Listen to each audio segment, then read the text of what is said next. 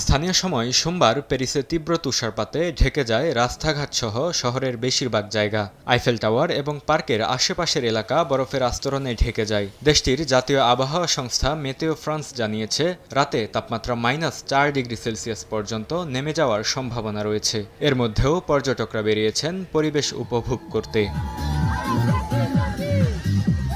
ইউরোপের আরেক দেশ বসনিয়ার রাজধানীতে গেল ২৪ ঘণ্টায় ৫০ থেকে ৭০ সেন্টিমিটার বরফ পড়েছে। এ কারণে জনজীবন বিপর্যস্ত হয়ে পড়েছে।